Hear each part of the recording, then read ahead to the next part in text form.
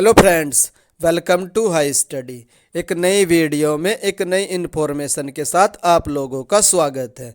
BIS bureau of Indian standard का exam 21 सितंबर और 1 अक्टूबर से शुरू हो रहा है और इसके रिगार्डिंग BIS की ओर से सभी पोस्टों के एडमिट कार्ड भी रिलीज़ कर दिए गए हैं। सिर्फ और सिर्फ एक पोस्ट ऐसी है जिसका एडमिट कार्ड BIS की ओर से अभी तक भी रिलीज़ नहीं किया गया है।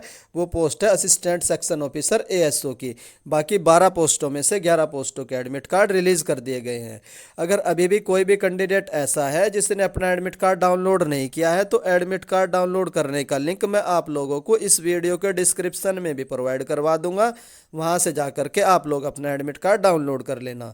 हम लोग बात कर लेते हैं इस वीडियो में BIS से रिलेटेड जितने भी इंपॉर्टेंट फैक्ट हैं वो सारे फैक्ट मैं आप लोगों को करवाऊंगा, चाहे वो स्टैटिक फैक्ट हो या करंट फैक्ट हो।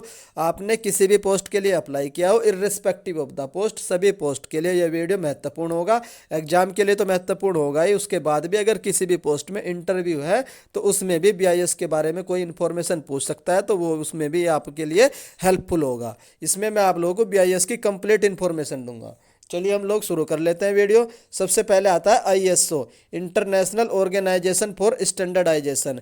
दुनिया भर में जो स्टैंडर्ड है उनको डेवलपमेंट करने के लिए, उनको सेट करने के लिए एक ऑर्गेनाइजेशन बनाई गई थी। कब बनाई गई थी? ये बनाई गई थी 23 फरवरी 1947 को बनाई गई थी। और इसका जो पर्पज़ क्या था वो मैंने आप लोगों को बता दिया। दुनिया भर में वर्ल्ड में स्टैंडर्ड को सेट करना इसका पर्पज़ था। बात कर लेते हैं दुनिया की जितनी भी कंट्री हैं वो सारी कंट्री इसकी मेंबर होती है। करंट का क्वेश्चन है कि इसमें करंट में कितनी कंट्री जो है ना ISO की मेंबर हो, तो 167 कंट्री ISO की मेंबर है।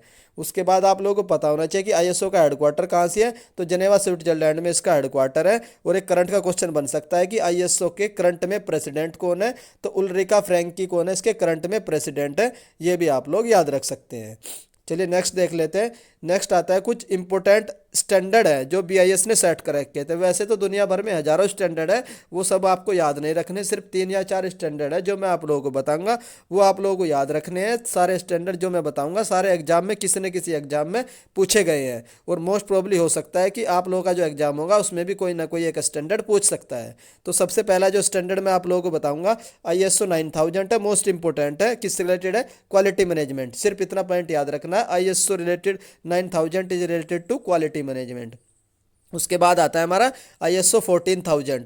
ISO 14000 is related to environment. ये मोस्ट इंपोर्टेंट हो जाएगा क्योंकि इन्वायरमेंट का इशू हमेशा न्यूज में रहता ही रहता है। उसके बाद एक और स्टैंडर्ड आप लोगों को बता देता हूँ, ISO 22000। ये किससे रिलेटेड है? फूड सेफ्टी एंड मैनेजमेंट से रिलेटेड है ISO 22000। इसको मैं याद करने की ट्रिक भी आप लोगों को बता देता हूँ। 2 मिनट में तुम्हारी मैगी बन जाएगी, तो 2 मिनट यानी कि 2 वाला जो स्टैंडर्ड होगा किससे है? मैगी किससे रिलेटेड है? फूड से। तो फूड सेफ्टी से रिलेटेड कौन सा है? ISO 22000। उसके बाद 2 स्टैंडर्ड और बता देता हूँ मैं आपको, वो आप लोग नोट कर देना, मैं बोल लेता हूँ। ISO 45000। ISO 45000 related to health and safety, क्योंकि कोरोना हेल्थ से रिलेटेड था, न्यूज में रहा है, तो पूछ सकता है कि ISO को कौन सा स्टैंडर्ड है जो हेल्थ से रिलेटेड है, तो ISO 45000 is related to health. उसके बाद एक स्टैंडर्ड और बता देता हूँ मैं आपको, ISO 4217।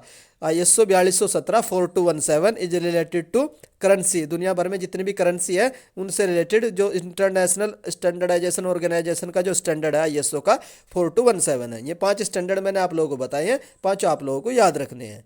चलिए हम नेक्स्ट देख लेते हैं। जो हमारी खुद की जो स्टैंडर्ड ऑर्गेनाइजेशन है उसका नाम क्या है? उसका नाम है bureau of Indian standard, BIS। आप लोगों को पता होना चाहिए, फुल फॉर्म पता होनी चाहिए। उसके बाद जो BIS है कब बनी थी, तो ये बनी थी 6 फरवरी 1947 को। 6 जनवरी 1947 को BIS की स्थापना की गई थी। उसके बाद से पूछ सकते हैं कि इसका जो पुराना नाम है, पुराना नाम क्या था, तो पुराना नाम है Indian standard institution, ISI। ISI जो था ना इसका पुराना नाम था जब इसकी स्थापना की गई थी 1947 को।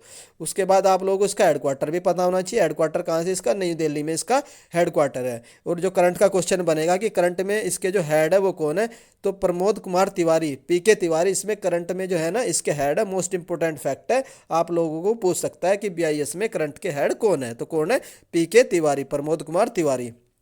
उसके बाद हम लोग देख लेते हैं कुछ अदर फैक्ट हैं जो BIS से रिलेटेड है, जो पूछ सकता है आपको एग्जाम में। सबसे पहला फैक्ट आता है, सबसे पहले जो BIS का कोई भी एक्ट आया था वो कब आया था, तो 1986 में BIS का एक एक्ट आया था। उस एक्ट में क्या किया गया था? ये एक्ट 1987 में इफेक्ट हुआ था, लेकिन इसमें क्या कर दिया गया था, जो इसका जो पुराना नाम था ISI international Indian standard institution, उसको चेंज करके ब्यूरो ऑफ इंडियन स्टैंडर्ड इसका नाम चेंज कर दिया गया था। और ये जो बीआईएस है कब एग्जिस्टेंस में आई थी, तो 1 अप्रैल 1986 को। ये भी पूछ सकता है कि जो बीआईएस है, जो करंट में बीआईएस बोलते हैं उसको, इसका जो एग्जिस्टेंस है किस ईयर में आया था, तो 1986 है। ईयर मोस्ट इंपोर्टेंट है, आप लोगों को याद रखना है। उसके बाद एक एक्ट और पास किया गया था हमारी पार्लियामेंट के द्वारा। वो एक्ट किस ईयर में पास किया गया था, बीआईएस एक्ट 2016। इसमें क्या किया गया था, इसमें हमने बीआईएस को कैसे इस्टेब्लिश कर दिया कि ये हमारी एक national standard body of India, इसको हमने एक national body standard body declare कर दिया गया था। किस एक्ट के माध्यम से,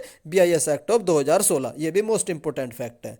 उसके बाद एक फैक्ट और बता देता हूं मैं आपको, हमारे इंडिया में एक इंस्टीट्यूट है जो किससे रिलेटेड है, जहाँ पर ट्रेनिंग होती है स्टैंडर्डाइजेशन के लिए। इसकी शॉर्ट फॉर्म आप लोग याद रख सकते हो, NITS। और ये कहाँ पर है, मोस्ट इंपोर्टेंट है, क्वेश्चन जरूर देखने को मिलेगा कि ये institute, national institute of training standardisation, कहाँ पर है, तो नोएडा में है। नोएडा कहाँ से है, यूपी में है, यूपी में है नोएडा।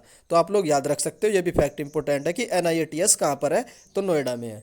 उसके बाद कुछ हम लोग करंट के फैक्ट देख लेते हैं। करंट के फैक्ट में क्या क्या फैक्ट आएगा, सबसे पहले आप लोगों को पता होना चाहिए, वन नेशन वन स्टैंडर्ड एक स्कीम है जो बीआईएस की ओर से रिलीज की गई थी। ये स्कीम कब रिलीज की गई थी, तो 2019 में। किस ईयर में, आपको ईयर याद रखना है कि ये स्कीम कब जारी की गई थी, 2019 में one nation one standard scheme BIS की ओर से जारी की गई थी। उसके बाद आप लोगों को इनका एक ऐप भी याद रखना है कि बीआईएस ने एक ऐप लॉन्च किया था, उस ऐप का नाम आपसे पूछ सकता है, तो उस ऐप का नाम है BIS केयर। ऑप्शन में 3-4 रहेंगे, BIS कुछ, BIS समथिंग, तो आपको लोगों को याद रखना है। तो BIS का जो ऐप है उसका नाम क्या है, जो मोबाइल के लिए BIS केयर ऐप है। उसके बाद एक फैक्ट और बता देता हूं मैं आपको, जो हॉलमार्क है, पहले तो आप लोगों को पता होना चाहिए, हॉलमार्क दोनों के लिए होता है, गोल्ड की ज्वेलरी हो, गोल्ड की ज्वेलरी हो, या फिर हमारी सिल्वर की ज्वेलरी हो, दोनों ज्वेलरी के लिए हॉलमार्क कंपलसरी होता है। और जो ये हॉलमार्क है किस डेट से कंपलसरी किया गया था, ये आप लोगों को याद रखना है कि किस डेट से, 15 जून 2021 से। हमारी जो इंडिया में अगर आप लोगों के पास गोल्ड है, आपको लोग गोल्ड या ज्वेलरी खरीदोगे या सिल्वर की, तो उस पर हॉलमार्क कंपलसरी होना चाहिए। तो ये कब कब जारी किया गया था, कब इन्फॉर्मेशन दी गई थी गवर्नमेंट ऑफ इंडिया की तरफ से, 15 जून 2021 को। जितनी भी गोल्ड की ज्वेलरी है, सिल्वर की ज्वेलरी है, उन पर हॉलमार्क कंपलसरी है। तो ये जितने भी फैक्ट बनते हैं ISO की ओर से और BIS की ओर से, मैंने आप लोगों के साथ डिस्कस कर दिए हैं। अगर आप लोगों को मेरे द्वारा दी गई जानकारी पसंद आ रही है तो आप वीडियो को लाइक कर सकते हैं। अगर चैनल पर फर्स्ट टाइम विजिट कर रहे हो तो चैनल को सब्सक्राइब भी कर लीजिए। जैसे ही BIS की ओर से कोई भी इन्फॉर्मेशन आएगी, मैं आप लोगों को सबसे पहले इन्फॉर्म कर दूंगा। तो वीडियो देखने के लिए धन्यवाद, थैंक यू।